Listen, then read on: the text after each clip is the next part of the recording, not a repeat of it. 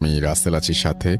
আর শুরু হয়ে গেল ভূত এফএম। আপনাদের সবাইকে স্বাগত জানাচ্ছি ভূত এফএমে আজকে। এবং যারা যেখানে আছেন, আশা করছি যে আজকে যে স্টোরিগুলো আছে আমাদের কাছে, সেগুলো শুনে আনন্দ পাবেন, ভালো লাগবে এবং এনজয় করবেন অনেক বেশি। এখন যেটা করব সেটা হচ্ছে সরাসরি চলে যাব আমরা আমাদের প্রথম অতিথি হিসেবে আছেন আজকে আফনান ভাই, তার কাছে চলে যাব এবং তার কাছ থেকে একটা ঘটনা শুনে আসবো। আশা করছি যে এই ঘটনাটা আপনাদের অনেক বেশি ভালো লাগবে। চলুন শুরুতেই চলে যায় আফনান ভাইয়ের কাছে। প্রিয় লিসেনার্স, এখন যে ঘটনাটি বলবো, এই ঘটনাটি আমাদেরকে পাঠিয়েছেন মালয়েশিয়ান প্রবাসী আমাদের একজন রেমিটেন্স যোদ্ধা ভাই, যার নাম আকাশ হাসান। ওনার বাড়ি পাবনা জেলার আতাইকুলা থানার বনগ্রামে। আর যে ঘটনাটি উনি আমাদের সাথে শেয়ার করেছেন, এটি ওনার খালাতো ভাইয়ের সাথে ঘটে যাওয়া একটি সত্য ভয়ের ঘটনা। আর ঘটনাটির সময়কাল 2000 সাল থেকে 2003 সালের মধ্যে কোন একটি সময়। আর যার সঙ্গে ঘটেছে, মানে ওনার যেই খালাতো ভাইয়ের সাথে ঘটেছে, তার নাম হচ্ছে মোহাম্মদ মিলন বিশ্বাস। আর ঘটনাটি মূলত মাছ ধরাকে কেন্দ্র করে। তো ওনার খালার 6 সন্তান, তার মধ্যে রঞ্জন বড় আর মিলন সেজ। ওদের 2 ভাইয়ের আবার প্রচুর মাছ ধরার নেশা। ওই গ্রামের ভেতর দিয়ে ইছামতি নদী বয়ে গেছে। তো ইছামতি নদী, সেখান থেকে উৎপন্ন একটি শাখা, যেটি তাদের বাড়ি থেকে কিছুটা দূরে বিস্তৃত। তো পাশের বিস্তৃত ফসলের মাঠ, আর সেই মাঠের কোল ঘেঁষে সেই নদীটি বয়ে গিয়েছে। একদিন মিলন আর রঞ্জন সেখানে মাছ ধরতে যাবে বলে ঠিক করে। দিনের বেলাতে তারা মাছ ধরতে যাবে, রাতের বেলা না।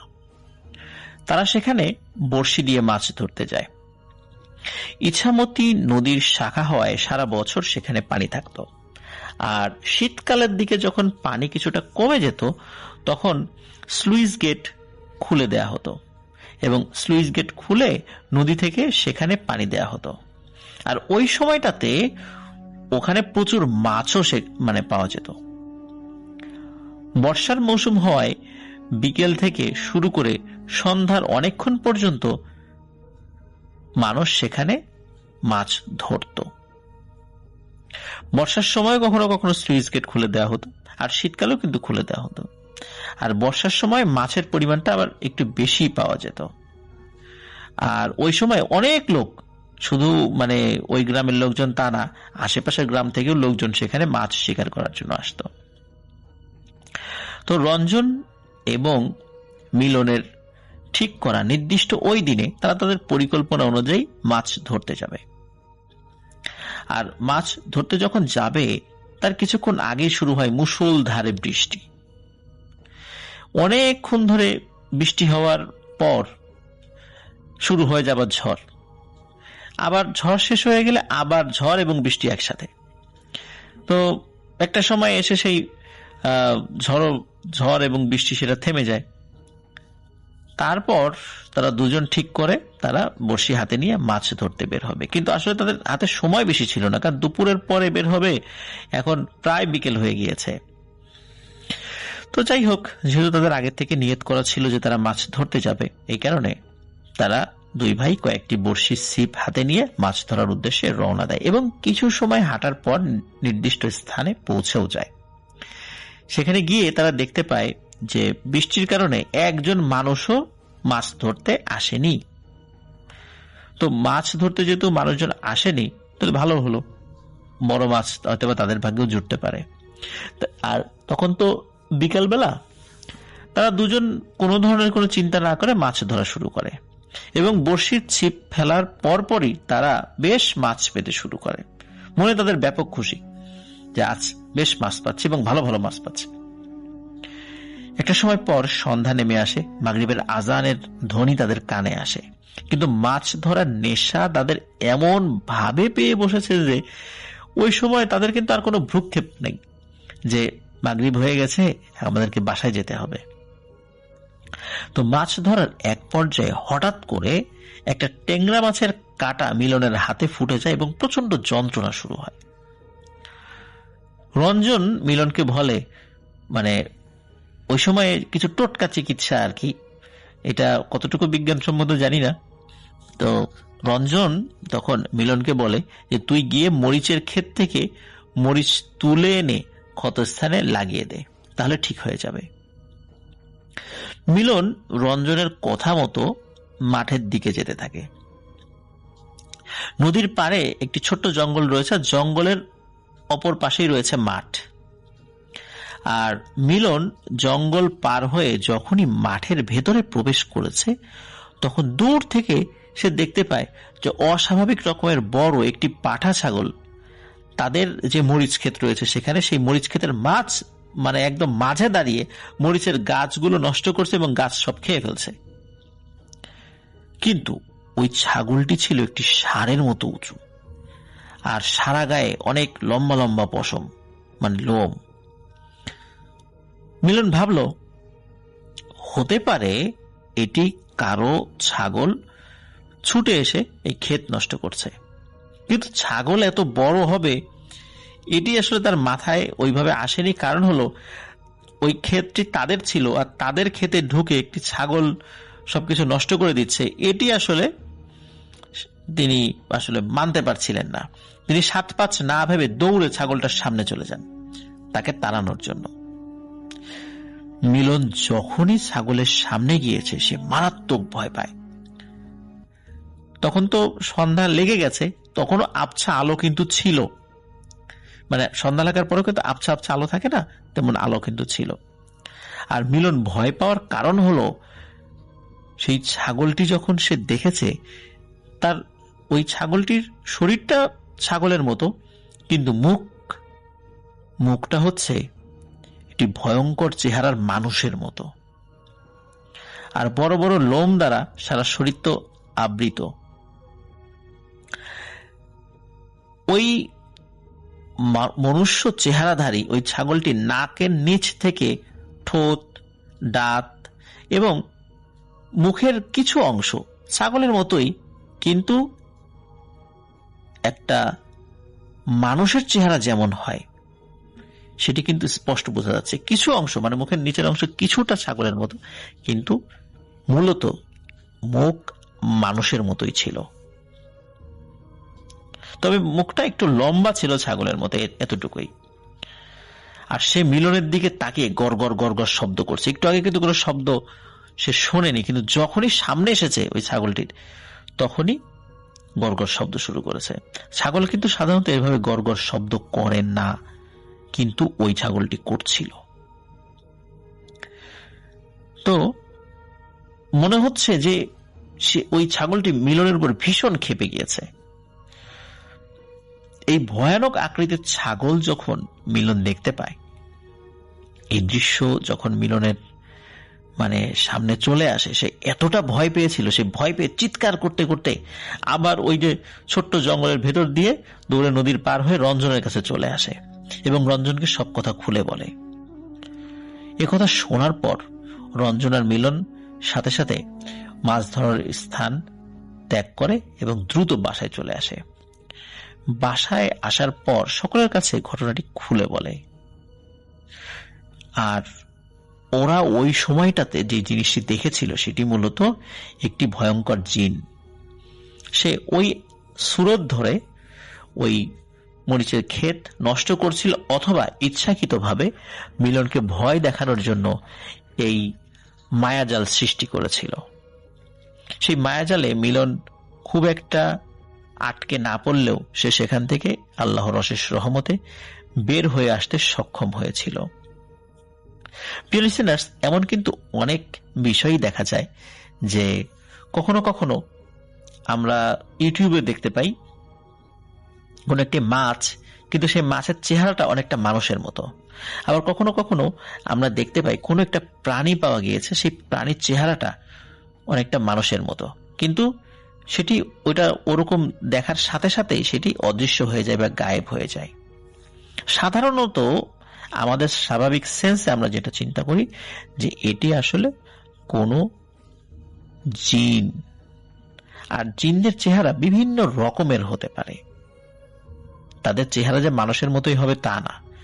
তাদের কারো কারো চেহারা পশুর মতো, কারো কারো দেহ বিভিন্ন ধরনের পশু আকৃতির, কারো কারো মাথায় শিং রয়েছে। তো কেউ কেউ মানুষের মতো হেঁটে চলে, কেউ আবার উড়ে চলে, কেউ আবার কুকুর বিড়ালের মতো চার পায়ে চলে। এটা আসলে এক একটা জিন এক এক রকম, মানে এক এক প্রজাতির জিন এক এক রকম।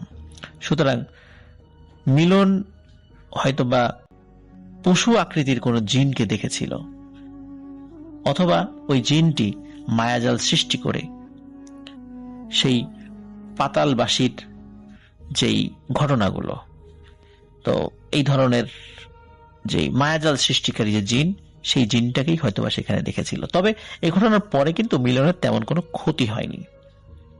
ঘটনাটি যদিও ছোট্ট, কিন্তু আশা করছি প্রিয় লিসেনার্স ঘটনাটি আপনাদের ভালো লেগেছে। অসংখ্য ধন্যবাদ। প্রবাস জীবন একটা খুব কষ্টের জীবন, আর সেই কষ্টের জীবনের মধ্যে একটু মানে সময় বের করে আমাদের জন্য ঘটনা পাঠিয়েছেন আকাশ হাসান। তার সুস্থতা কামনা করছি এবং তার জন্য আমরা দোয়া করি তিনি সুস্থ থাকুন, ভালো থাকুন।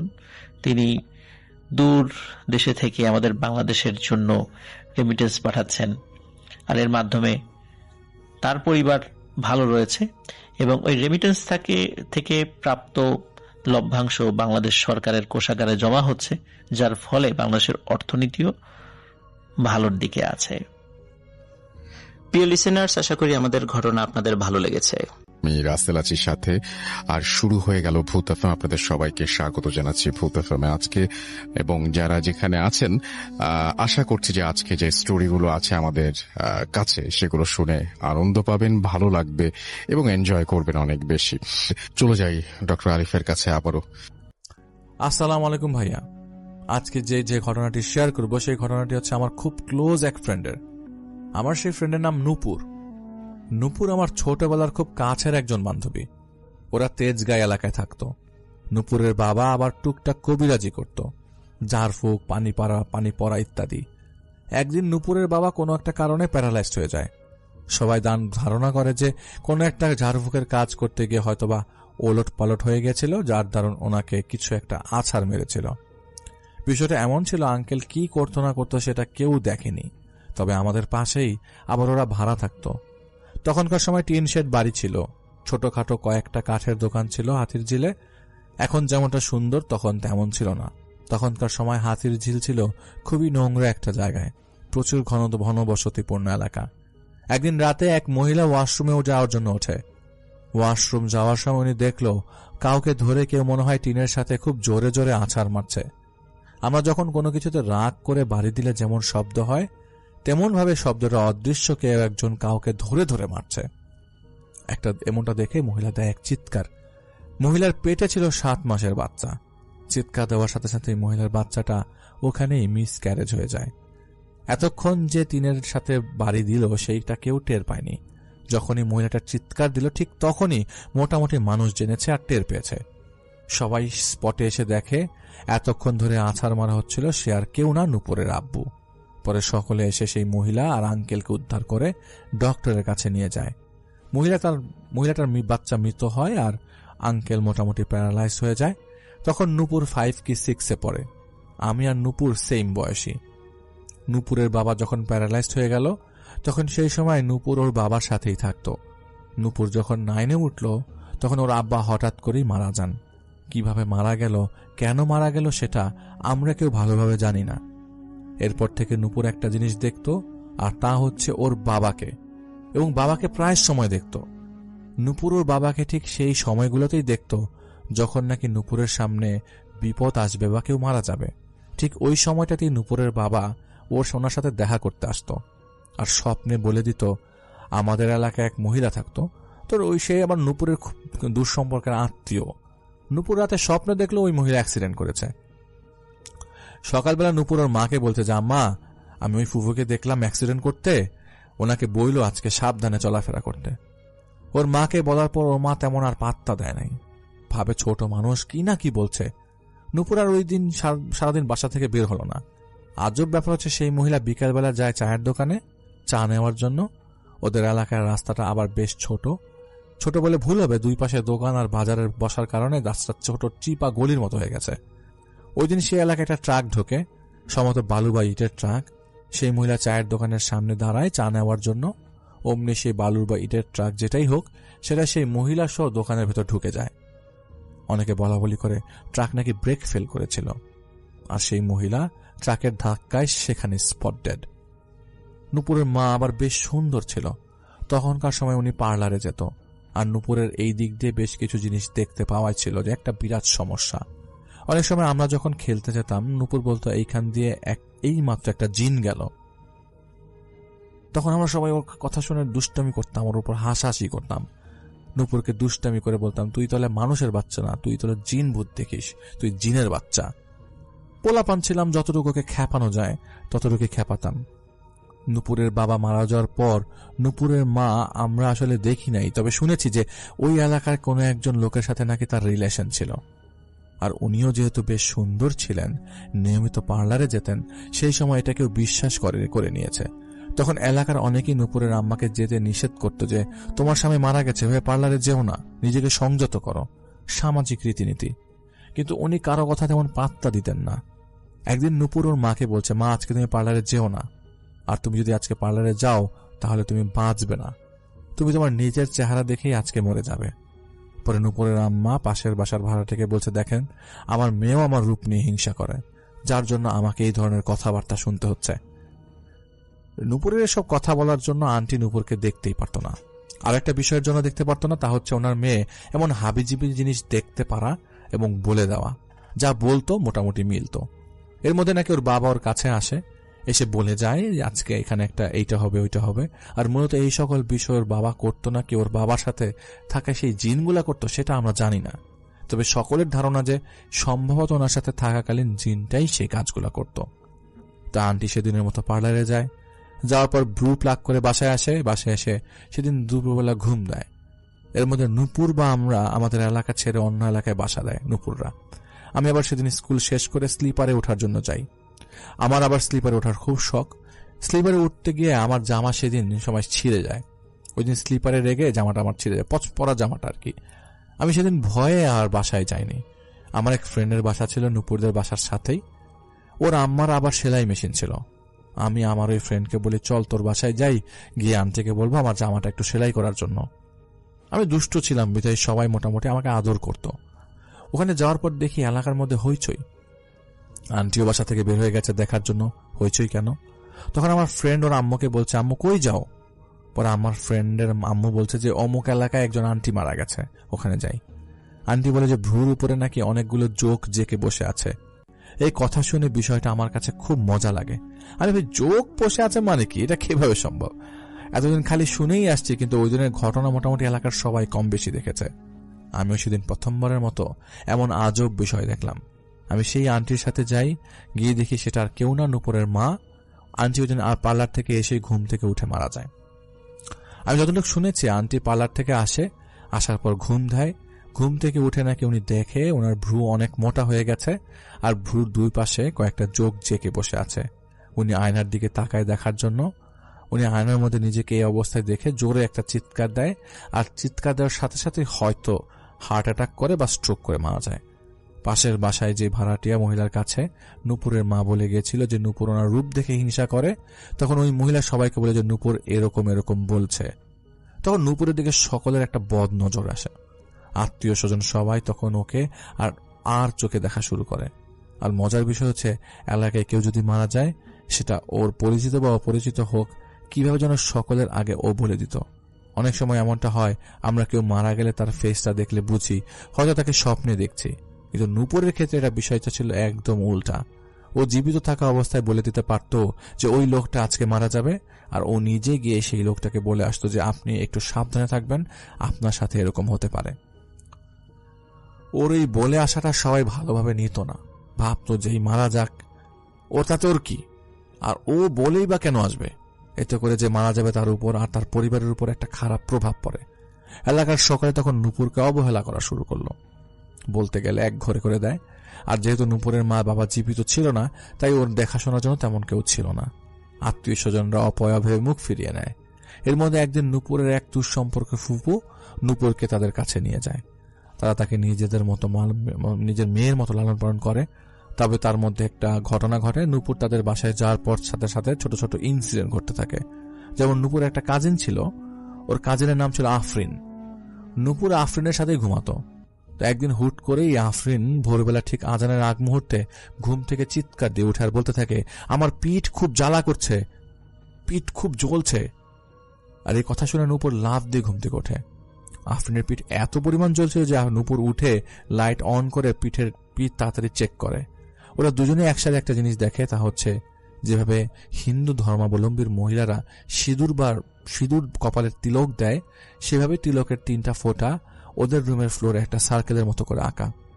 আর আফরিনের পিঠের মধ্যে এমন জায়গায় আঁচড় দেওয়া যেখানে ঘুমের মধ্যে চুলকানো বা আঁচড় দেওয়া প্রায় অসম্ভব। পিঠে কিন্তু সচরাচর হাত দিলে সম্পূর্ণ হাত যায় না। 2-3টা নখের আঁচড় ওর পিঠে প্রায় স্পষ্ট। আর নূপুর তখন আফরিনকে জিজ্ঞাসা করে, কি ব্যাপার, তোকে এভাবে কে আঁচড় দিল? তখন আফরিন আর কোনো উত্তর দিতে পারে না। নূপুর বলে, যা হওয়ার হয়ে গেছে, ঘুমা, পরে এই বিষয় দেখব। কিন্তু আফরিন একটা কথাই বলে, মানলাম ঘুমের মধ্যে এমন কিছু হয়, কিন্তু এভাবে নখের আঁচড় তো পিঠের এমন জায়গায় যেখানে আমার হাত পৌঁছায় না। সেদিনের মতো এই ঘটনাটা ঘটে। এর মধ্যে আফরিন আবার একটা বিড়াল পালতো। নূপুর সবসময় বলতো বিড়ালটা যেন ওর থেকে দূরে রাখা হয়, ওর কাছে বিড়ালের অস্তিত্ব খুব একটা ভালো লাগে না। নূপুর আর আফরিন যখন একসাথে ঘুমাতো, বিড়ালটা মশারির ভিতরে গিয়ে ওদের পায়ের কাছে শুয়ে থাকতো। আফরিনের আবার একটা গামছা আছে, ওইটা আবার সেই বিড়ালটার খুব পছন্দ। এটা যদি বিছানায় বিছানো থাকতো তাহলে সেই গামছার উপরে গিয়ে আনন্দ নিয়ে ঘুমাতো। রাতে খাওয়া দাওয়া করে ওই দুজন মাত্র শুয়েছে, এর মধ্যে নূপুর হুট করে বলে উঠল, রাতে সাবধানে ঘুমাস। তখন মোটামুটি রাত 12টা বাজে হয়তো। আফরিনের আবার চুল বড় হওয়াতে বাঁধতে অসুবিধা হতো, যার জন্য ও আবার রাতে চুল ছেড়ে ঘুমাতো। তখন আফরিন পুরোপুরি ঘুমায়নি। তো ওর মনে হলো যে ওর চুলের গোছার মধ্যে কেউ একজন পাড়া দিয়ে হেঁটে গেল। এমনভাবে চুলে কেউ পাড়া দিয়ে গেলে যার ফলে আফরিন সাথে সাথে লাফ দিয়ে ওঠে আর নূপুরকে জিজ্ঞাসা করে, তুমি কি আমার চুল টান দিছো? নূপুর বলে, যে না তো। পরে ভাবলো হয়তো ওর বিড়াল পাড়া দিয়ে গেছে। পরে লাইট অন করে দেখে বিড়াল ওদের পায়ের কাছেই শুয়ে আছে। ঠিক সেই মুহূর্ত থেকে আফরিনের মাথাটা এমনভাবে ভার হতে থাকে, আস্তে আস্তে প্রচুর মাথা ব্যথা শুরু হয়ে যায়। মাথা থেকে শুরু করে আফরিনের পুরো শরীরই ভার হয়ে যায়। 2-3 দিন ব্যথা থাকে, সাথে অনেক জ্বর, কোনোভাবে ব্যথা কমে না। পরে ডক্টরের কাছে গেলে কিছু টেস্ট দেয়, মায়ের মাথার সিটি স্ক্যান ধরতে বলে, রিপোর্টে মাইগ্রেনের সমস্যা ধরা পড়ে। ডক্টরের কাছ থেকে আফরিন ওর মাকে সব বলে দিল, নূপুর কি বলেছিল আর কিভাবে কি হলো। নূপুরের ফুফু বিষয়টা তেমন গুরুত্ব দিল না, আর ফুফু জানে আগে থেকেই নূপুরের এমন কথা বলার অভ্যাস আছে। আরেকদিন নূপুর আর আফরিন শুয়ে আছে, আফরিন আবার জানালার পাশে ঘুমায়। হঠাৎ করে আফরিন শুনতে পায় জানালার এপাশ থেকে ওপাশে কেউ নখ দিয়ে আঁচড় দিলে যেমন ক্যাচ ক্যাচ শব্দ হয়, তেমন ক্যাচ ক্যাচ শব্দ হচ্ছে। তখন রাতে 12টা কি 12:30 বাজে। তখন আফরিন ভাবলো, কি ব্যাপার, এত রাতে কিসের শব্দ? অনেক সময় পাখি ডানা ঝাপটা যেমন শব্দ পাওয়া যায়, ঠিক তেমন শব্দ পাচ্ছিল। আফরিন জানালার থাই গ্লাস দিয়ে দেখতে পেল অপর পাশে একটা হাতের শেপ। জানালার পর্দা সরাতেই সেই হাতের শেপটা ধোয়ার মতো সরে গিয়ে ভ্যানিশ হয়ে গেল। এটা দেখে আফরিন যখনই জানালা খুলে দেখতে যাবে তখনই নূপুর সাইড থেকে জানালা না খোলার জন্য বলে, কিন্তু আফরিন কোনো কথা না শুনেই জানালার থাই গ্লাস খুলে দেয়। আর হঠাৎ করে অনেকগুলো বাদুড় ওদের রুমে প্রবেশ করে আর পুরো ঘরের মধ্যে চক্কর দিতে দিতে এক পর্যায়ে নূপুরকে ঘিরে ধরে। এটা দেখে আফরিন চিৎকার করে দেয় আর সাথে সাথে সেই বাদুড়গুলো ঘর থেকে বের হয়ে যায়। আরেকদিন নূপুর আর ওর ফুফু রান্নাঘরে কাজ করছিল। ওরা সম্ভবত 5 তলায় থাকতো। নূপুর আর ওর ফুফু দুজনেই একসাথে দেখলো যে ঠিক ছাদ থেকে একটা শ্যাডো জাস্ট লাফ দিয়ে ওদের জানালা বরাবর নিচে পড়ে গেল। এটা দেখে নূপুরের ফুপ্পি হঠাৎ ভয় পেয়ে যায় আর ওনার মেয়ের বলা কথাগুলো মিলাতে থাকে, কিন্তু নূপুরকে কিছু বুঝতে দেয় না। আরো একটা সমস্যা প্রায় প্রতিনিয়তই ওদের বাসায় হতো, আর সেটা হচ্ছে মাছ রান্না করলে খাওয়ার সময় মাছ খুঁজে পাওয়া যেত না। এর মধ্যে ইলিশ মাছ, চিংড়ি মাছ, গরুর মাংস, এগুলো রান্না করলে সমস্যাটা বেশি দেখা যেত। কোনো না কোনোভাবে মাছ মিসিং থাকবেই। মাঝে মাঝে বাসার সকালে উদ্ভট স্বপ্ন দেখত। আফরিন আর নূপুর যে রুমে ঘুমায় সেটা ছিল আরেকটা রুম, সেটা প্রায় খালি থাকতো। ওই রুমে একদিন আফরিন যায়, গিয়ে ওর মনে হতে থাকে কেউ একজন ওর দিকে তাকিয়ে আছে। আর তাছাড়া কেউ যদি দূর থেকে নজর দিয়ে রাখে তাহলে বোঝা যায় একটা অস্তিত্ব আছে বা অনুভব হচ্ছে। তবে এর মধ্যে একটা সিরিয়াস ঘটনা ঘটে। সেদিন সন্ধ্যাবেলা নূপুর আফরিনকে বলতে থাকে, আজকে বিড়ালটাকে একটু দেখে রাখিস তো। আফরিন বুঝতে পারে আজকে হয়তো কোনো অঘটন ঘটবেই, কারণ নূপুর যতবারই যা বলেছে মূলে মিলে গেছে। সেদিন মাগরিবের টাইমে আফরিনের বিড়ালটা আবার খুব ছোট, ওদের আবার বক্স খাট, সেই বিড়ালের আবার বক্স খাটের উপর উঠতে মোটামুটি কষ্ট হয়ে যায়। আর ওদের রুমের ব্যালকনিটা খাট থেকে আরো 1 হাত উঁচুতে, আর ব্যালকনির উপরে গ্রিল লাগানো, দেয়াল দিয়ে ঘেরা অনেকখানি, বলতে গেলে আফরিনের কোমর পর্যন্ত দেয়াল। তো ব্যালকনির দেয়াল সর্বোচ্চ 3 থেকে 3.5 ফুট উঁচু হবে, আর আফরিনের বিড়ালটা সর্বোচ্চ 1 থেকে 1.5 ফুট লাফ দিতে পারে। 1.5-2 মাসের বিড়ালের চেয়ে বেশি উপরে লাফ দেওয়া সম্ভব না। খাতে উঠতে গেলে নাকি খাট ধরে ঝুলে থাকে, পরে আফরিন ওকে টান দিয়ে খাটের উপর উঠাতো। তো মাগরিবের আগে আজান দিয়েছে, আফরিন নামাজটা আদায় করলো। নামাজ আদায় করে দরজা খুলে দেখে যে বিড়ালটা নাই। খুঁজতে খুঁজতে গিয়ে দেখে অন্য বাসার ছাদে গিয়ে পড়ে আছে। 5 তলা থেকে সোজা 2 তলায় পড়েছে, আর বিড়ালটা যেই জায়গায় পড়েছে সেইটা পড়ার সাথে সাথে টয়লেট করে দিয়েছে, আর ওই জায়গায় নিশ্চুপ হয়ে বসে আছে। একটা ছোট্ট বিড়াল লাফ দিয়ে যতটুকু পারবে তার থেকে 3 গুণ বেশি লাফ দিয়ে সে অন্য বাড়ির ছাদের মাঝখানে যে পড়ে আছে। প্রথমে আফরিনদের বাসা, তারপর 2 বাড়ির মাঝখানে অন্য একটা জায়গা, তারপর আরেকটা বিল্ডিং, ওই বিল্ডিং এর ছাদে গিয়ে মাঝখানে পড়েছে। আফরিন অবাক হয়ে যায়, এটা সম্ভবই না যদি না কেউ বিড়ালটাকে ছুঁড়ে মারে। যদি সাইন্টিফিক্যালি বলি বা যেভাবে বলি না কেন, এটা কোনোভাবেই সম্ভব না। একটা ছোট্ট বিড়ালের পক্ষে এত দূর যাওয়া সম্ভব না। পরে আফরিন ওকে ডক্টরের কাছে নেওয়ার পরে হাতের এক্সরে করানো হয় এবং খুব একটা ভালোভাবে ভেঙে গেছে হাতটা। পরে ডাক্তারের পক্ষ থেকে যা ট্রিটমেন্ট দেওয়া ছিল দিয়ে দেয়। আফরিন বিড়ালটাকে নিয়ে বাসায় আসে। ট্রিটমেন্ট করে আনার পর বিড়ালটা বেশ ভয়ে থাকতো, ব্যালকনির দিকে যেত না। তবে এর মধ্যে যেহেতু বিড়ালটার একটা হাত অলরেডি ভেঙে গেছে, ও ঠিকভাবে হাঁটতেও পারত না। এক জায়গায় বসে থাকতো মরার মতো, কিছু খেত না। কিন্তু যখনই মাগরিবের আজান দিবে, এমন অবস্থায় ঠিক সেই মুহূর্তে বিড়ালটা যেটাই হোক ব্যালকনির মধ্যে যাওয়া লাগবেই। আজানটা শেষ হয়ে যাবে, আস্তে করে ব্যালকনি থেকে চলে আসবে, আর এসে একদিকে নিস্তেজ হয়ে পড়ে থাকবে। তবে এটা হয়তো সবার কাছে নর্মাল লাগতে পারে, কিন্তু আফরিনের কাছে এটা আর নর্মাল লাগে না। হয়তো অনেকের মনে হতে পারে মাগরিবের সময় ব্যালকনিতে যাওয়া এমনটা কি বিষয়, কিন্তু 2 দিন 3 দিন হলে না হয় একটা কথা ছিল, কিন্তু একটানা 8-9 দিন একই সময়ে একই টাইমে যে বিড়াল সারাদিন মরার মতো বসে থাকতো, সেটা মাগরিবের সময় অ্যাক্টিভ হয়ে ওই ব্যালকনিতে চলে যেত। আর তাছাড়া এটা এমনও না যে বিড়ালটা অসুস্থ অবস্থায় এই কাজটা কন্টিনিউ করছে। এর মধ্যে ওর শাহজালাল মাজারে যায়। মাজারে যাওয়ার পর সেই স্থানটা একটা কবরস্থান আছে, আর সেই কবরস্থানের সাইডের গেট দিয়ে ঢুকতে ঢুকতেই সন্ধ্যা আজান দিয়ে দেয়। যখন আফরিন আর নূপুর মাজারের ভেতর ঢুকে আর কি, ওখান থেকে কই থেকে একটা লোক আসে। সেটা মানুষ না অন্য কিছু তা বুঝতে পারেনি। মাজারে অনেক রকমের লোক থাকে, এর মধ্যে কেউ টাকা উঠায়, আবার কেউ অন্যান্য কাজ করে। লোকটা জাস্ট আসে, এসে নূপুরকে একটা সালাম দেয়। সালাম দিয়ে হাতের সাথে হাত মিলাতে চায়। পরে আফরিন সেই লোকের সালামের উত্তরটা জোরে দেয়, কিন্তু নূপুরের কোনো রেসপন্স ছিল না। পরে সেই লোকটা নূপুরের দিকে তাকায় আর নূপুরকে উদ্দেশ্য করে বলে, আম্মা, আপনাকে আমি সালাম দিছিলাম। তো নূপুর সালামের উত্তরটা নিয়ে 2-3 কদম পা ফেলছে, আর আফরিনের মনে খটকা লাগে যে লোকটা আসলে কোনো টাকা পয়সা চাইবে কিনা, দেখি তো লোকটা আছে কিনা। এই বলে ঘাড় ঘুরে দেখে লোকটা সেখানে নাই। এত দ্রুত ওইখান থেকে চলে যাওয়ার কোনো অপশন নাই, জাস্ট কয়েক সেকেন্ডের ব্যাপার। এর মধ্যে ওরা 2 জন সাথে সাথে এই ঘাটটা ঘুরায়, আর 2 জন কিছুক্ষণ লোকটাকে খুঁজতে থাকে, কিন্তু কোথাও পায় না। ওরা ভাবতে থাকে কি ব্যাপার, লোকটা গেল কই। তাছাড়া লোকটা ওদের সামনে দাঁড়ানো ছিল, সেখান থেকে ওরা জাস্ট ঘুরে 2-3 কদম হেঁটেছে। এর মধ্যে একেবারে ভ্যানিশ হয়ে যাওয়া তো সম্ভব না। আর ওইটা যেহেতু পুকুর পাড়ের সাইড ছিল, আর পেছনে হচ্ছে গেট দিয়েও তো যদি বের হয়ে যায় তাহলে মিনিমাম 1 মিনিট সময় লাগবে। ওইখানের এই ঘটনা ঘটলো, যা ওদের সকলের কাছে খুব অদ্ভুত লাগে। আর সেই লোককে দেখার কি মানে হতে পারে সেটা ওরা সঠিক জানতো না। আর সেই লোকটা আদৌ মানুষ ছিল নাকি সেটাও ওরা জানে না। তো একদিন নূপুর আর আফরিন গল্প করছিল, গল্প শেষ করেই 2 জন ঘুমিয়ে পড়ে। আফরিন তখনও জেগেছিল। হঠাৎ করেই নূপুরের হার্টবিট খুব দ্রুত গতিতে চলছে, আর তার সাথে সাথে খাটটা ভাইব্রেট করছে। ভূমিকম্প হলে খাট যেমন হালকা নড়তে থাকে, ঠিক সেরকম ভাবে ভাইব্রেট হচ্ছিল। আর আফরিনের খারাপ লাগতে থাকে। নূপুরের গায়ে হাত দেয়, হাত দেওয়ার সাথে সাথে আফরিন বুঝতে পারে নূপুরের হার্টবিট নাকি অনেক স্পিডে লাফাচ্ছিল।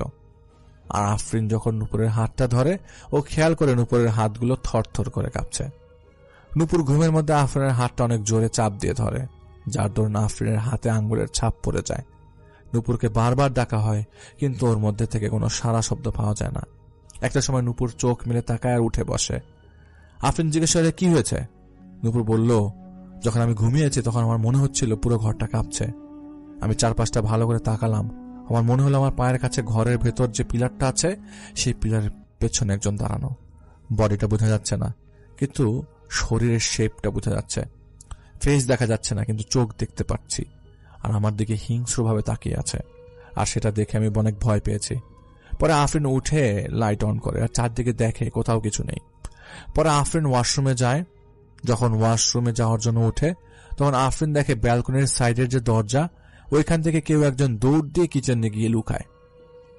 আফরিন কিচেনে লাইট অন করলো, কিন্তু দেখলো কোথাও কিছু নাই। পরে আফরিন যখন ওয়াশরুমে যাবে তখন ওয়াশরুমের দরজা ধাক্কা দিয়ে দেখে ওয়াশরুমের দরজা ভেতর থেকে লক। অথচ সবাই কিন্তু ঘুমাচ্ছে। অনেকক্ষণ দরজা ধাক্কা দেওয়া হলো, টোকা দেওয়া হলো, জিজ্ঞাসা করলো ভেতরে কে কে কে বলে আফরিন রুমে লাইট অফ করে দিয়ে দরজার সামনে এসে দাঁড়ায় দেখার জন্য ওয়াশরুম থেকে কেউ বের হয় কিনা। এভাবে প্রায় 5 মিনিট সে ওই জায়গায় লুকিয়েছিল দরজার সামনে। ঠিক সেই মুহূর্তে হঠাৎ করেই ওয়াশরুমের ভেতর থেকে ছিটকানি খুললে যেমন শব্দ হয়, ঠিক সেরকম একটা শব্দ পেল। মনে হলো ছিটকানিটা স্লোলি খোলা হচ্ছে। কিন্তু রাতের বেলা আমরা যতই আস্তে শব্দ করি না কেন, সেটা বেশ লাউড হয়ে যায়। ছিটকানিটা হুট করেই খোলার একটা শব্দ হলো। কিন্তু আফরিন দেখলো ছিটকানি খোলার শব্দ তো হয়েছে, কিন্তু কেউ ওয়াশরুম থেকে বের হচ্ছে না। পরে আফরিন সাহস নিয়ে দরজার কাছে যায়, হাত দিয়ে দরজাটা ধাক্কা দিতে দরজাটা খুলে যায়। অথচ কিছুক্ষণ আগে দরজাটা লক ছিল, আর ছিটকানি যে খুলে যে বের হয়নি সেটা ও নিজের দরজার পেছনে লুকিয়ে থেকে দেখেছে। আর কেউ যদি বের হয় তাহলে ওদের রুম ক্রস করেই অন্য রুমে যেতে হবে। এইটা দেখে আফরিন বেশ ভয় পায়। ও দৌড়ে গিয়ে খাটের উপরে উঠে পড়ে। নূপুরকে ডাকার আর সাহস পায়নি, ভয়ে সেদিনের মতো সে ঘুমিয়ে যায়। লাস্ট যেই ঘটনাটা ঘটে, নূপুর একদিন রাতে স্বপ্ন দেখছিল একটা জঙ্গলের ভেতরে একটা বয়স্ক মহিলা প্রায় সন্ধ্যা হলে সেই জঙ্গলের ভেতরে ঢোকে, আর সকাল হলে সেই জঙ্গল থেকে বেরিয়ে আসে। আর সেই বয়স্ক মহিলার পেছনে থাকে বড় একটা সাপ, কালো সাপ। সাপটা যখনই ফোনা তুলতো সেই মহিলাকে ছোবল মারতে যাবে, ঠিক সেই মুহূর্তে নূপুরের ঘুম ভাঙে। নূপুর ঘুম থেকে ওঠার পর ভাবতে থাকে সেই বয়স্ক মহিলা কে কোথায় যেন দেখেছে। পরে নূপুরের মনে পড়ে এই মহিলাটা তাদের এলাকাতেই থাকে।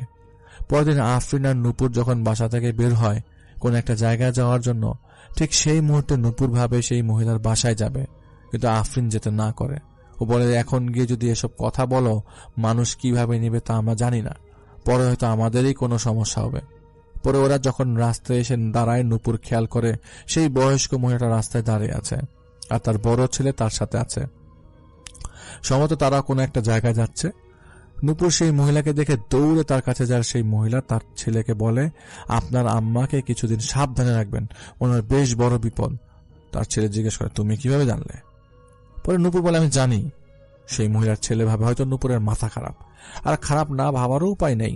হঠাৎ করে কেউ এসে যে ধুম করে এসব কথা বলে তাহলে কে বিষয়টা ভালোভাবে দেখবে। সেই মহিলার ছেলে কিছুটা রাগান্বিত হয়ে নূপুরকে ধমক দেয় আর বলে, এখান থেকে চলে যাও। তখন আসার সময় নূপুর একটা কথাই বলেছিল, আপনার আম্মার খেয়াল রাখেন। এর 2 থেকে 3 দিন পর সেই লোকটা নূপুরদের বাসায় খুঁজে আসে নূপুরের কাছে, আর জিজ্ঞেস করে, তুমি সেদিন সেই কথাটা কিভাবে বললা? নূপুর বলল, আমার বাবা আমাকে স্বপ্নে এসে বলে গেছে। তখন সেই লোকটা জানালো যে ওনার বাবার বাড়িতে কিছু জায়গা জমি নিয়ে সমস্যা হচ্ছে, তাই তিনি আর তার মা সেদিন গ্রামের বাড়িতে যাওয়ার উদ্দেশ্যে রওনা দেয়। তারা ঠিকভাবেই পৌঁছায়। দুপুরের মধ্যে জায়গায় বা মীমাংসা করার দরকার করে ফেলে। বিকালে ওনার আম্মা হাঁটতে বের হয়। গ্রামের 2 পাশের রাস্তা দিয়ে সামান্য কিছু বাঁশঝাড় আর ঘন জঙ্গল আছে। উনি যখনই ওইখানে জায়গাটা ক্রস করতে যাবে, কোথা থেকে একটা বিষাক্ত সাপ এসে তাকে ছবল মারে, আর সাথে সাথে ওনার মুখ দিয়ে লালা বের হয়ে উনি ওখানেই মারা যান। এটা নূপুর সহ ফুপুর পরিবারের সকলে শোনে আর বেশ ভয় পায়। এলাকায় মোটামুটি জানাজানি হয়ে যায় যে এই মেয়ে যা বলে তাই হয়। একদিন হঠাৎ করেই শুনি নূপুর কোথায় যেন গায়েব হয়ে গেছে। কোথায় গেছে কেউ জানে না। আমরা তখন সেই এলাকা ছেড়ে চলে আসি, যার দরুন নূপুরের ব্যাপারে আর তেমন কিছু জানা হয়নি। এই ছিল ঘটনা। সবাই ভালো থাকবেন। আসসালামু আলাইকুম। চলে যাই ডক্টর আরিফের কাছে আবারও। আসসালামু আলাইকুম, আমি রূপম। আজকে আমি যে ঘটনাটি শেয়ার করব সেটি মূলত আমাদের বাসা কেন্দ্রিক। আমরা নিজেদের থাকার জন্য সাভারে কিছু পরিমাণ জমি কিনি। আমার আব্বু 5 তলা ফাউন্ডেশন দিয়ে 3 তলা বাড়ি কমপ্লিট করে। আমরা স্থায়ীভাবে ওখানে বসবাস করা শুরু করি। ঘটনাটা মূলত আমাদের সবার সাথেই ঘটে। প্রথমে ঘটে আমার সাথে। আমরা বাড়িতে ওঠার পর কয়েক মাস ভালোই দিন কাটছিল। তবে একদিন রাতে আমি শুয়ে আছি, ঘুম আসবে আসবে এমন অবস্থা, হঠাৎ করেই একটা ক্যাচ ক্যাচ শব্দ হতে থাকে। জানালা বন্ধ হবার খোলার, জানালা বরাবর। আমার ঘুম ভেঙে গেলে আমি উঠে দেখি আমার জানালা একটা হাত। আসলে এটা হাতও না, কেমন একটা ধোঁয়াশে হাত, ধোঁয়াশাওয়ালা, ধোঁয়াটে আমার জানালার এই পাশ থেকে ও পাশে নখ দিয়ে আঁচড় মারতে মারতে যাচ্ছে। আর তার সেই নখের জন্যই জানালার থাই গ্লাস থেকে ক্যাচ ক্যাচ শব্দ আসছিল। আমি দেখার জন্য উঠি। যখন আমি জানালা দিয়ে দেখার চেষ্টা করি তখন মনে হলো একটা লাল আভা আমার ঘরের কার্নিশের উপরে এসে বসলো। ছোট্ট একটা আলো, একদম লাল দেখে মনে হয় যে ওই জায়গাটা কাভার করে রেখেছে একটা ডিম লাইটের মতো। আর তার চারপাশে চক্কর কাটছে 2টা অবয়ব। মনে হচ্ছে তারা সেই লাল আলোটাকে পাহারা দিচ্ছে। আর কেমন যেন একটা কুটকুট শব্দ আসছে, মনে হচ্ছে কোনো ইঁদুর জাতীয় কিছু আমার ঘরে প্রবেশ করে কিছু একটা খাচ্ছে। শব্দের সাথে সাথে সেই অবয়ব দেয় চক্কর দেখে আমি খুব ভয় পেয়ে যাই। আম্মাকে ডাকি, আমার পাশে ঘুমাতে বলি। সেদিন রাতের মতো আমি ঘুমিয়ে পড়লাম। আগের রাতে যেমন ইঁদুরের কুটকুট শব্দ হচ্ছিল, সেই শব্দটা পুনরায় হচ্ছে। গত রাতে ভয় পাওয়ার পর এই বিষয়টা আম্মাকে আমি বলিনি। আমি কোনোভাবে চোখ বন্ধ করে রাখছিলাম যাতে শব্দটা আমার কানে না এসে পৌঁছায়, আমাকে যেন নতুন করে আরো কিছু দেখতে না হয়। কিন্তু চোখ বন্ধ করে বেশিক্ষণ থাকতে পারছিলাম না। মনে হচ্ছিল আমার এখন ওঠা দরকার। এক পর্যায়ে আমি বিছানা ছেড়ে উঠলাম। আমার বিছানার সাথেই আবার একটা থাই গ্লাস আছে, জানালার থাই গ্লাস লাগানো। জানালা না খুলে আমি থাই গ্লাস দিয়ে দেখছিলাম। জানালা দিয়ে আবার আমাদের মেইন গেটটা দেখা যায়। গেটের সামনে এখানে আমি দেখলাম একটা অদৃশ্য কিছু। আমার পক্ষে এটা অদৃশ্য কিছুটা দেখে আমি, যেটা আমার পক্ষে মেনে নেওয়া দুঃখজনক ছিল। আগের দিন রাতে কার্নিশের উপর যে 2টা অবয়ব ছিল, সেই 2টা অবয়বই। তারা দুইজনই আমাদের মেইন গেটের ওখানে। তবে একজন শুয়ে আছে আর একজন ইটের ওপর। বাড়ি করার সময় কিছু ইট আর কংক্রিট ছিল যাতে রাস্তাটা শক্ত হয়, এই জন্য আমরা ফেলে রেখেছিলাম। সেই কংক্রিটের উপর একটা অবয়ব শুয়ে আছে, আর একটা অবয়ব ওর হাতে একটা বড় ইট। আমি যখন তাদের দিকে তাকাই, সেই মুহূর্তে সেই অবয়বটা কয়েক সেকেন্ডের মধ্যে এসে যেখানে দাঁড়িয়েছিল সেখানে শুয়ে থাকা অবয়বটার মাথার উপর জাস্ট একটা বাড়ি দিল। একটানা একসাথে অনেকগুলো বাড়ি দিতেই থাকলো। মনে হলো এটা মানুষের মাথা না, একেবারে সেই শুয়ে থাকা অবয়বটার মাথা থেতলে গেল। মনে হচ্ছে চারিদিকে রক্ত ছিটিয়ে আছে। রাতের বেলায় যেটা দেখলাম একদম স্পষ্ট দেখলাম, একদম চোখের সামনে। আমি তখন ওদিন রাতে বেশ ভয় পেয়ে যাই। ভয় পাওয়ার পর আমি নিচে নেমে চিৎকার দিই। আম্মাকে ডাকি আর বলতে থাকি, আম্মা এরকম এরকম আমার ভয় করছে, তুমি গেটটা খোলো। আমরা ফ্যামিলি মেম্বার মোটামুটি 5 জন ছিলাম। আমার চিৎকার শুনে আমার আব্বা, আম্মা, আমার বড় ভাই গেট খুলে বের হয়। আমরা সকলে মিলে রুম থেকে বের হয়ে গেট খুলে লাইট দিয়ে চারপাশ দেখি। আমাদের এই দিকটা আবার অনেকটা ফাঁকা জায়গা, তাই রাতের বেলা চারদিকে ফাঁকা দেখলাম। আর সবকিছুই ঠিক আছে, একদম নর্মাল। আমার এমন অবস্থা দেখে আম্মা আব্বা বুঝছিল যে আমি অনেক ভয় পেয়েছি। সেদিন রাতে আম্মা আমার সাথে ঘুমালো। আম্মা সেদিন ফজরের নামাজের জন্য উঠেছে। আমি তখনও ঘুমে, আর আম্মা ফজরের নামাজের একটু আগে উঠেছে। তো আমাদের বাড়ির সামনে কিছু সবজি লাগানো আছে, বাগানের মতো আর কি। সেখানে একটা কল আছে। আম্মা দরজা খুলে সেখানে অজু করার জন্য যায়। আম্মা দেখে আমাদের বাড়ির পেছনে যে তেঁতুল গাছটা আছে সেখানে 2-3 জন লোক উঠে বসে আছে। তো আমাদের বাড়ির উচ্চতা থেকে তেঁতুল গাছের উচ্চতা অনেক বেশি। আমার আম্মা দেখে 2-3টা মানুষ যখন গাছে ওঠে, গাছ ধরে ধরে ঝাঁকানি দিলে যেমন শব্দ হয়, খুব সজোরে সেখানে কেউ তেঁতুল গাছটা ঝাঁকি দিচ্ছে। আম্মা জোরে ডাক দিয়ে জিজ্ঞাসা করে, কে রে? আম্মা চিন্তা করেছিল আসলে কোনো চোর হয়তো বা কিছু একটা। আর চোর থাকাটা খুবই স্বাভাবিক, যেহেতু আমাদের বাড়িটা ফাঁকা জায়গা ছিল।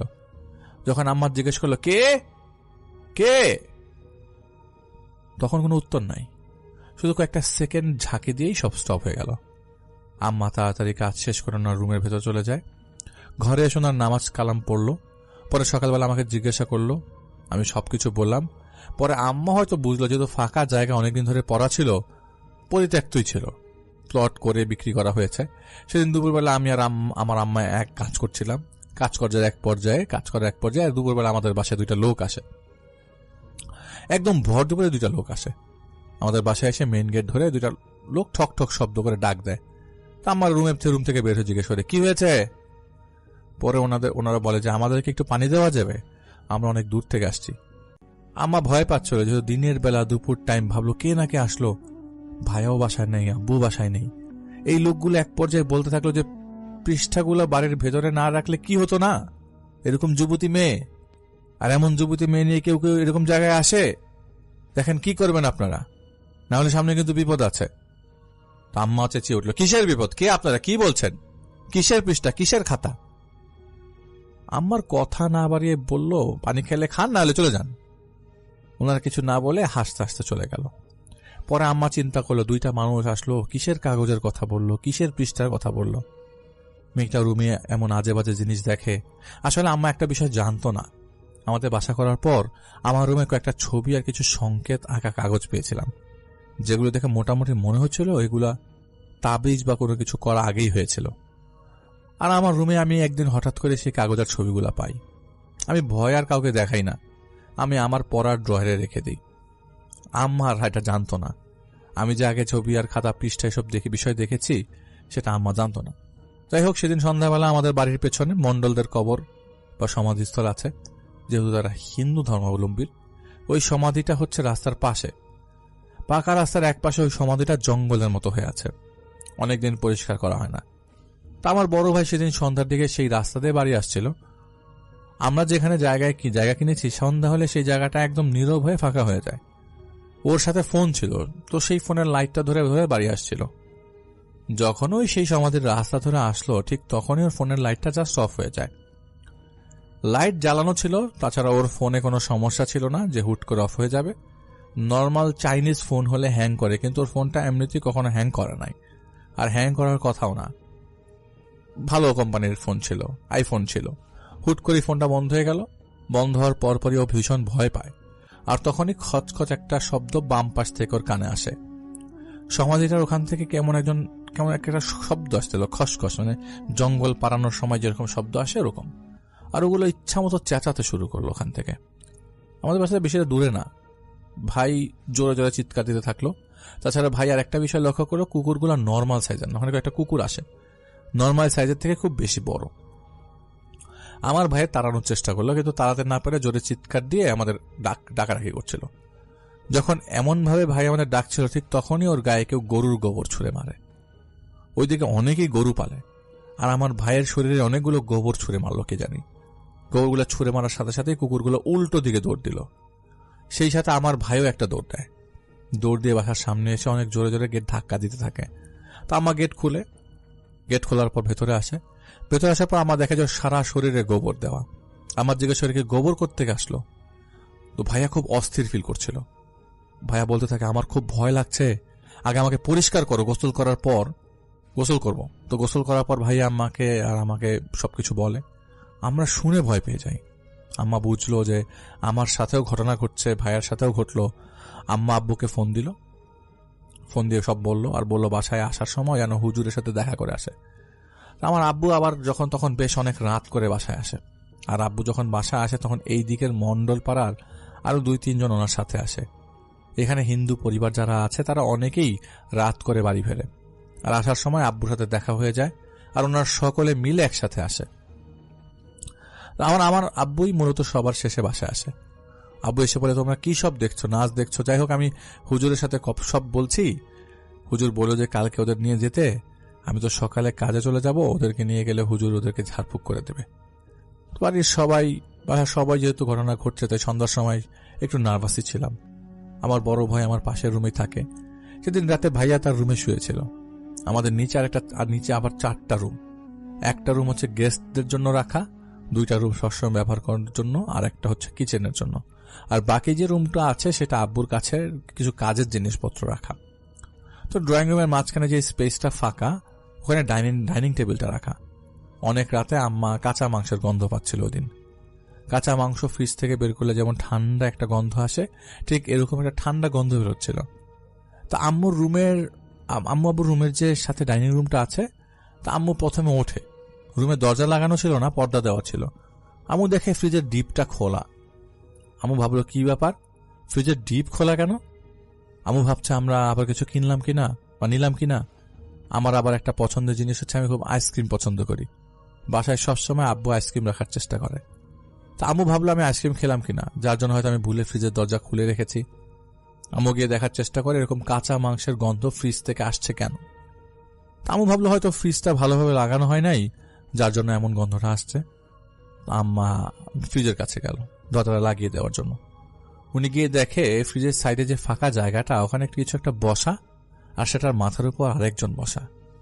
একজনের কাঁধের উপর একজন উঠে বসলে যেরকম, ওখানে প্রথম জন ওনার উপরে কাঁধে আরেকজন বসা, আর হাতে একটা পলিথিন। হয়তো আমাদের ফ্রিজের ভেতর থেকে কোনো মাছ বা মাংস নিয়েছে, আম্মা সঠিক দেখেনি। একজন বসে আছে আর একজন সেই পলিথিনে হাত ঢুকিয়ে খাচ্ছে। একজন খাচ্ছে, একজনকে যেন দিচ্ছে।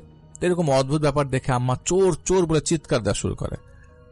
আম্মুর চিৎকার দেখে ওই দুইটা অভাব জাস্ট মুহূর্তের মধ্যে যেগুলো হাত দিয়েছিল সেগুলো ফেলে জানালা ভেদ করে বের হয়ে গেল। মনে হলো জাস্ট কোনো বাতাস দৌড় দিয়ে আম্মুকে পাস করে চলে গেল। আম্মুর চিল্লানো শুনে আব্বু আসলো, এসে লাইট জ্বালালো। জ্বালানোর পর আমরা আসলাম। আমরা আসার পর দেখতে পাই আমাদের মাছের একটা প্যাকেট ছিল, যেটা আব্বু কয়েকদিন আগে 3 দিন হবে, শীতকাল ছিল, আমাদের এখানে মেলা হচ্ছিল। ওই মেলা থেকে আব্বু কিছু বোয়াল মাছ নিয়ে আসছিল। ওই মাছগুলো আম্মা পিস পিস করে রেখেছিল। ওগুলোই ওরা জাস্ট অর্ধেক খেয়েছে। এটা আব্বুকে দেখানোর পর আব্বু বেশ ভয় পায়। ওই দিন আমরা কেউ আলাদা ঘুমাই না, ভাইয়াও অনেক ভয় পাচ্ছিল। তাই ভাইয়া আব্বুর সাথে ঘুমায় আর আমি আম্মুর সাথে ঘুমাই।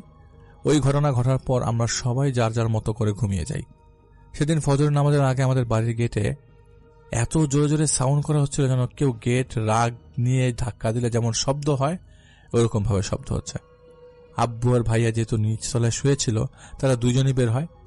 বের হয়ে আমাদের যে গেটের লকটা ছিল সেই লকটা দিয়ে উকি দিয়ে দেখার চেষ্টা করে আসলে কে ওখানে। আর তাছাড়া ভেতর থেকে কয়েকবার বলা হয়েছে কেউ কোনো সারা শব্দ করেনি।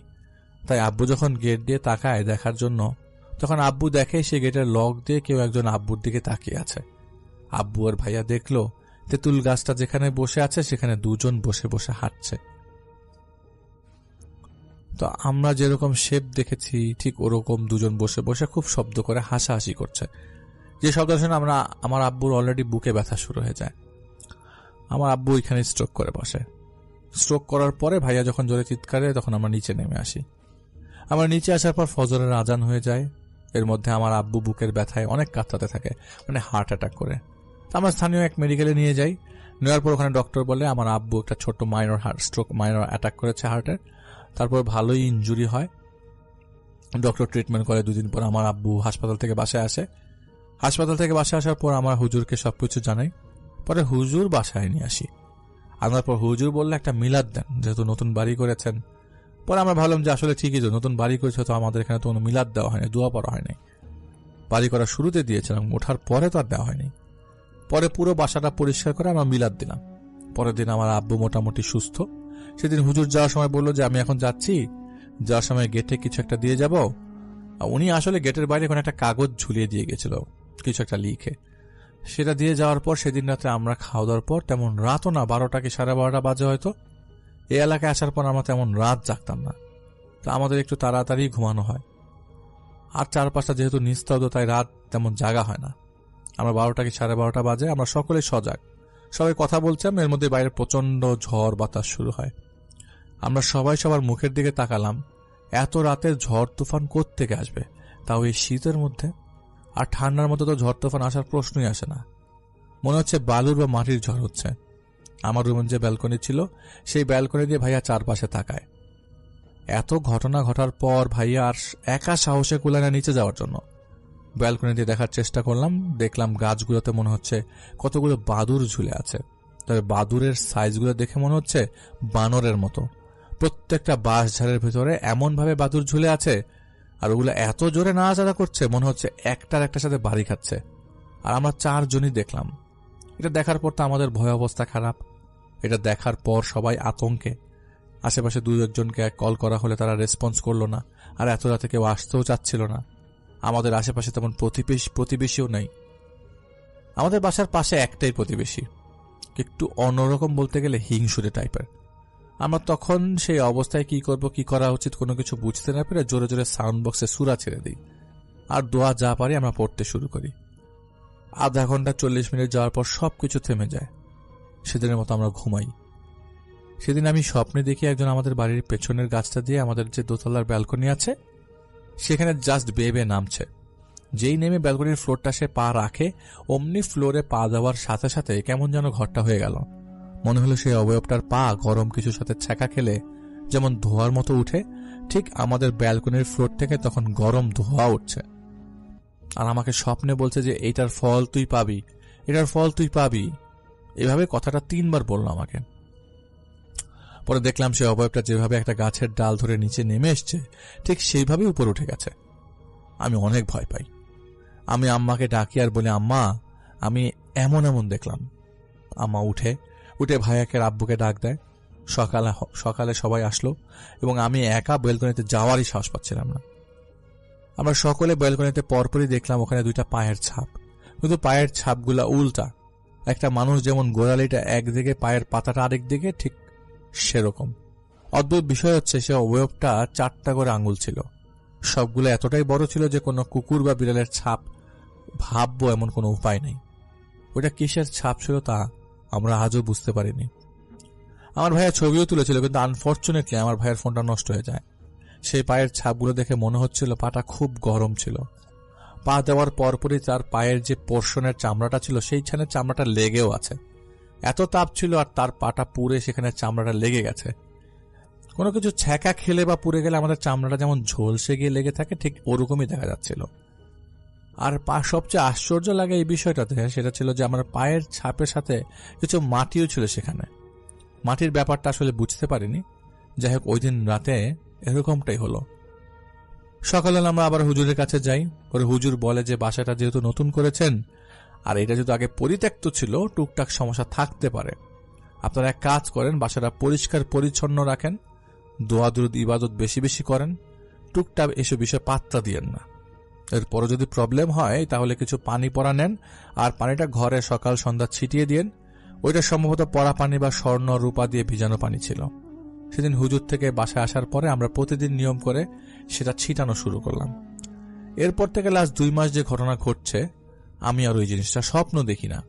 তবে মাঝে মাঝে আম্মা ওই জিনিসটা স্বপ্নে দেখে যে কেউ একজন বসেছিল, মানে কেউ একজন এসে বলছে যে কয়দিন বাধা দিয়ে রাখবি, এখানে তো আমাদের রাজত্ব, এখান থেকে চলে যা, কেন আসছিস এখানে মরার জন্য।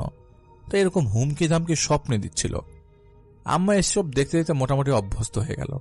মূলত এখানে যে সমস্যাটা হয়, ধরেন আমি গোসল করতে গেছি, আমি কাপড় নিয়ে ঢুকছি। আমার মনে আছে আমি আমার কাপড় বেসিনের উপর রেখে গেছি, কিন্তু হঠাৎ করে দেখি আমার কাপড় নাই। সব জায়গায় খুঁজি কিন্তু কোথাও পাই না। পরে ওয়াশরুম থেকে বের হয়ে দেখি কাপড় ফ্লোরে পড়ে আছে, নয়তো ব্যালকনি থেকে নিচে পড়ে আছে। আবার এমন হয় গোসল করার জন্য আমি মাত্র সাবানটা খুলে আনলাম, সেই সাবানটা আর নাই। তবে মেইনলি যাই ঘটুক না কেন বিষয় একই কমন থাকে, সেটা হচ্ছে মাটি। সেটা কোনো অবস্থায় থাকবেই, যে কোনো অবস্থায় যেভাবেই হোক থাকবে। একদিন রাতে ভাইয়া খেতে বসছে, রাতের বেলা মুভি দেখছে আর নিজের রুমে বসে খাচ্ছে। সেদিন সম্ভবত ওই দিন বাসায় মুরগি রান্না করা হয়েছিল। ভাইয়ার মুরগির গোশত খাওয়া শেষ, হাড্ডি চাবাচ্ছে। ঠিক ওই সময় মনে হলো যে হাড্ডির ভেতর থেকে মাটি মাটি কিছু একটা বের হয়ে আসছে আর মাটি মাটি ফ্লেভার পাচ্ছে। ভাইয়া মুখ থেকে হাড়টা বের করে দেখে মূলত হাড্ডির ভেতর যে লাল মজ্জাটা থাকে ওইটার বদলে সেখানে মাটি, জাস্ট মাটি আর কিচ্ছু না। ওইটা দেখে ভাইয়া বমি করে দেয়। পরে ক্লিন টিন করে। আমার আম্মু আব্বু ওই দিন বাসায় ছিল না, ওইটা আরেকদিনের ঘটনা। ওনার দিন মার্কেটে নেট কিনতে গিয়েছিল। আমাদের বাসার সামনে যে বাগানটা ছিল সেই বাগানের ভেতর নেট দিয়ে ঘেরা দেওয়ার জন্য। তা ওই দিন আমি আর ভাইয়া বাসায় ছিলাম। আমি দোতলা থেকে নিচে গিয়ে কাজ করছি, সম্ভবত কিছুটা রান্না করছিলাম। মনে হলো কেউ একজন চুলার যে গেটটা, সেই গেটের বাইরে থেকে একবার আসছে একবার যাচ্ছে। মনে হচ্ছে তার শরীর থেকে জোর জোর করে মাটি পড়ছে। আমি বিষয়টা কয়েকবার পাত্তা না দেওয়ার চেষ্টা করলাম।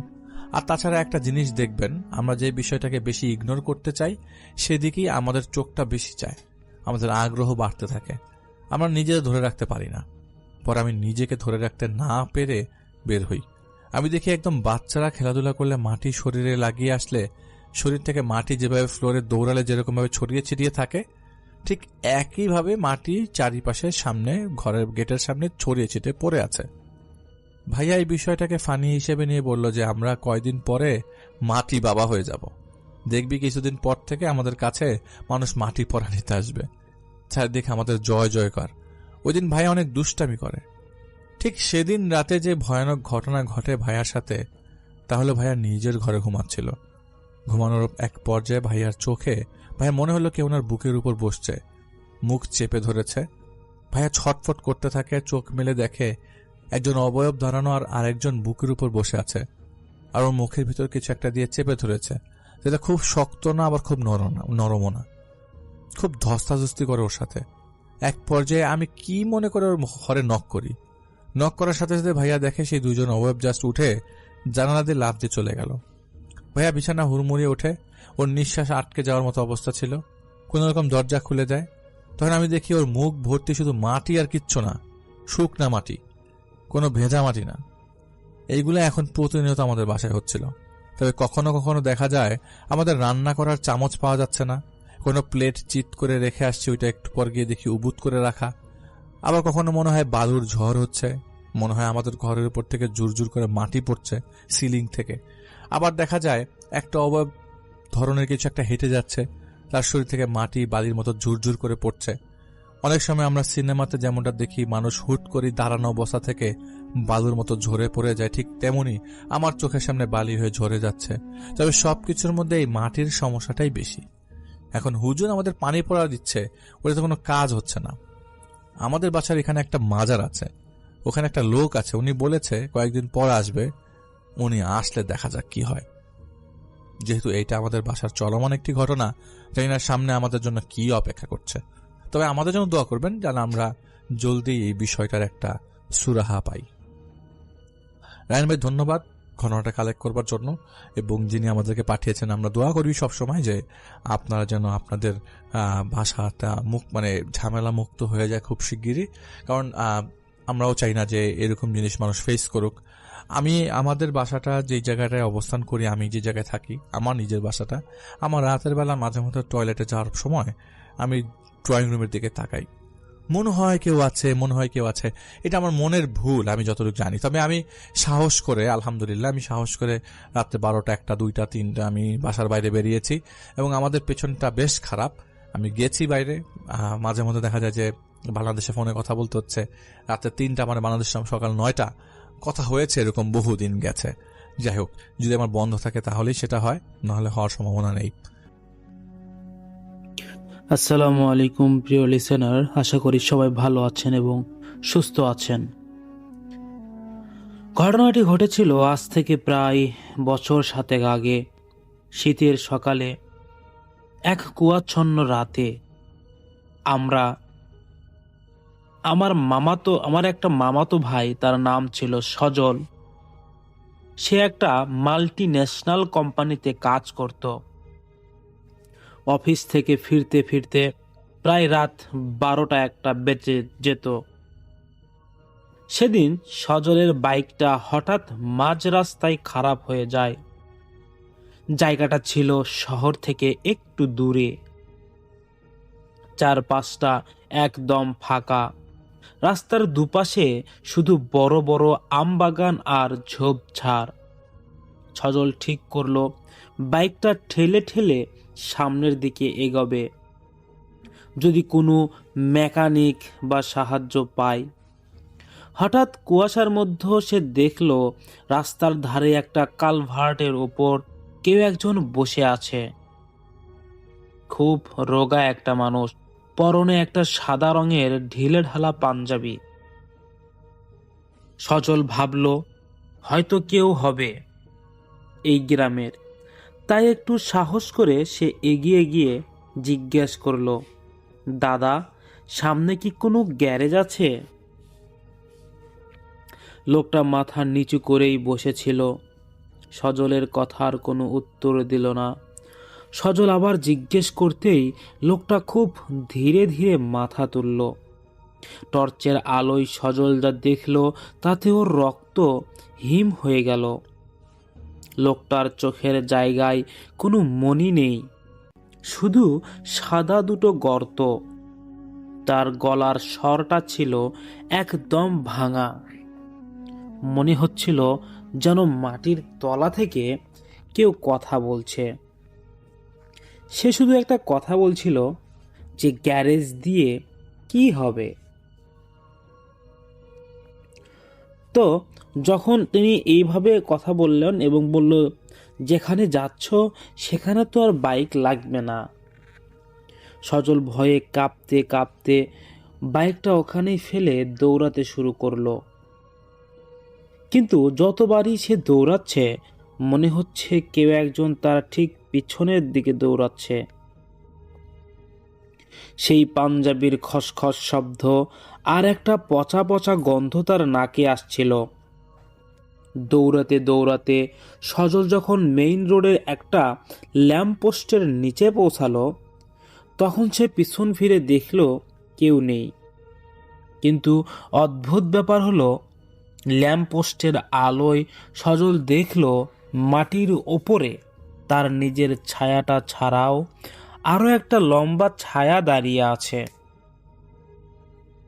অথচ আশেপাশে কেউ নেই। সজল কোনো মতে একটা টহল দেওয়া পুলিশ ভ্যান দেখতে পায় এবং তাদের সব খুলে বলে। পুলিশ যখন সেই কালভার্টের কাছে যায়, তারা সজলের বাইকটা খুঁজে পায় ঠিকই, কিন্তু সেখানে কোনো মানুষের চিহ্ন ছিল না। শুধু বাইকের সিটের উপর রাখা ছিল এক মুঠো শ্মশানের ছাই।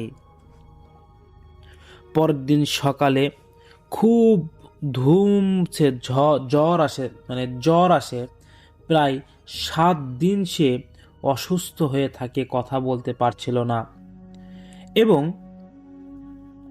পরে জানা যায় ওই ঠিক কালভার্টের কাছেই 1 বছর আগে একটা ব্যক্তি অ্যাক্সিডেন্ট করে মারা গিয়েছিল। সজলের সেই ঘটনার পর থেকেই সজল আরো বেশি সেটা ভয়াবহ হয়ে যায়। সজল সুস্থ হয়ে নিজের ঘরে একা শুয়েছিল। রাত তখন 2টো বাজবে এরকম হবে। হঠাৎ তোর মনে হলো জানালার ওপাশে কেউ দাঁড়িয়ে আছে। জানালার কাচের ওপার থেকে একটা ফ্যাকাশে মুখ উকি দিচ্ছে। সেই সাদা গর্তের মতো দুটো চোখ ঠিক আগের মতোই সজলের দিকে তাকিয়ে আছে। সজল ভয়ে চিৎকার করতে চাইল, কিন্তু অবাক হয়ে দেখল ওর গলা দিয়ে কোনো স্বর বের হচ্ছে না।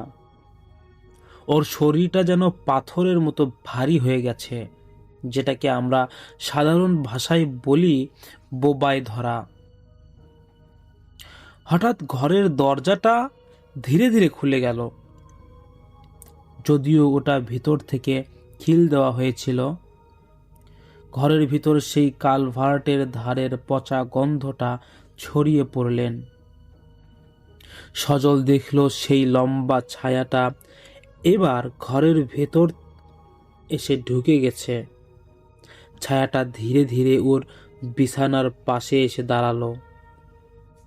সজল অনুভব করলো এটা বরফ শীতল হাত ওর গলার উপর চেপে বসেছে।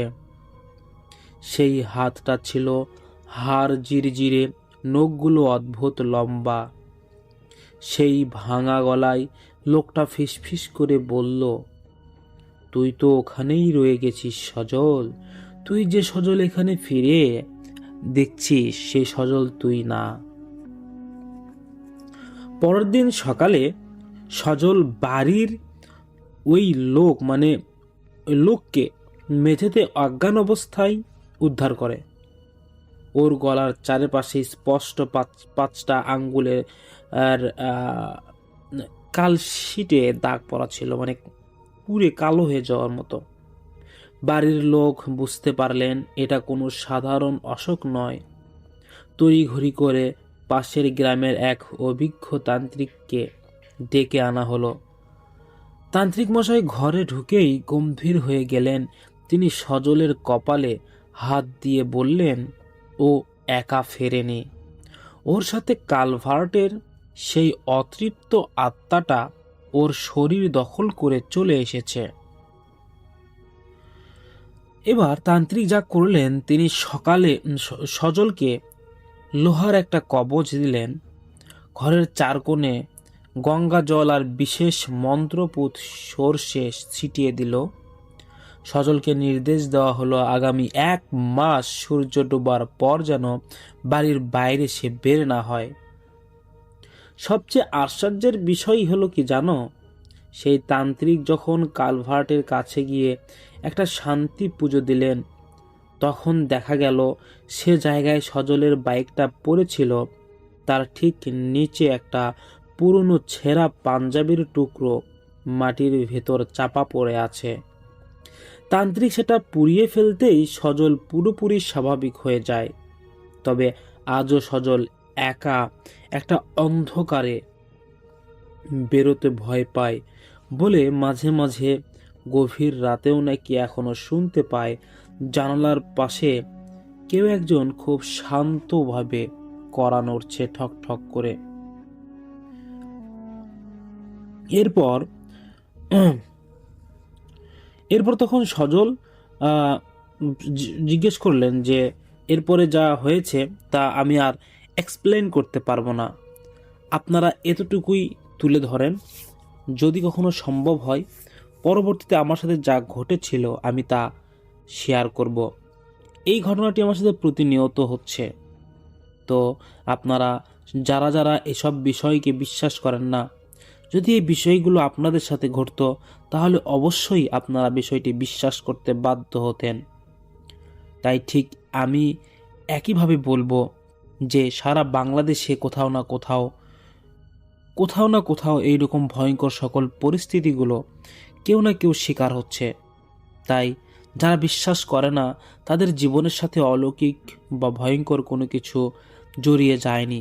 যদি যেত তাহলে তারা কখনো এসব ঘটনাগুলোকে বিশ্বাস না করে থাকতে পারতো না।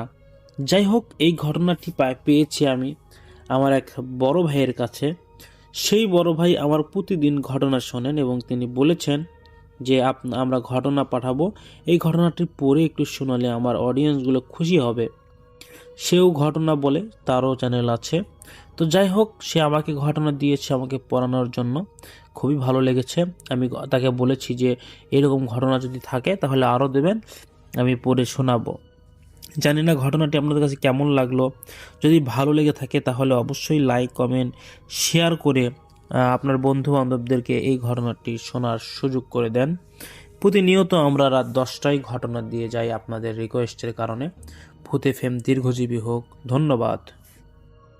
প্রিয় লিসেনার, যারা ভূত এফএম ভালোবাসেন তাদেরকে বলবো আমাদের এই চ্যানেলে যে বাছাই করা ঘটনাগুলো আপলোড করা হয়, এই ঘটনাগুলো আপনাদের কাছে কেমন লাগে তা অবশ্যই কমেন্ট করে জানাবেন।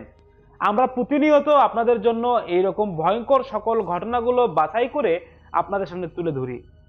টপ ভূত এফএম চ্যানেল অথবা লং ভূত এফএম চ্যানেল এরা এমন এমন ঘটনা প্রোভাইড করে আপনাদের সামনে, যেই ঘটনাগুলো আপনারা শুনলেই অবাক হয়ে যাবেন। আমরা চাই আপনাদের মন জয় করতে, আমরা চাই আপনাদেরকে এমন ঘটনা উপহার দিব যেই ঘটনা শুনলে আপনারা ভয়ে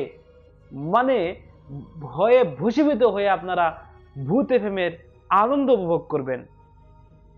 কারা কোথা থেকে দেখছেন ঘটনাগুলো বা কারা কোথা থেকে ঘটনাগুলো শুনছেন কমেন্ট করবেন। কে কোথা থেকে দেখছেন, কোন জেলা থেকে, কোন বিভাগ থেকে, কোন গ্রাম থেকে দেখছেন কমেন্ট করে যাবেন। এবং আপনার ওই একই এলাকার মানুষ যদি কমেন্ট করে যায় তাহলে আপনাদের মধ্যে একটা কমিউনিকেশন সৃষ্টি করে নেবেন। আমরা প্রতিনিয়ত ঘটনা যখন ছাড়ি আপনারা সেই ঘটনাগুলো একে অপরকে আদান প্রদান করে সবাই মিলেমিশে ঘটনাগুলো শুনবেন।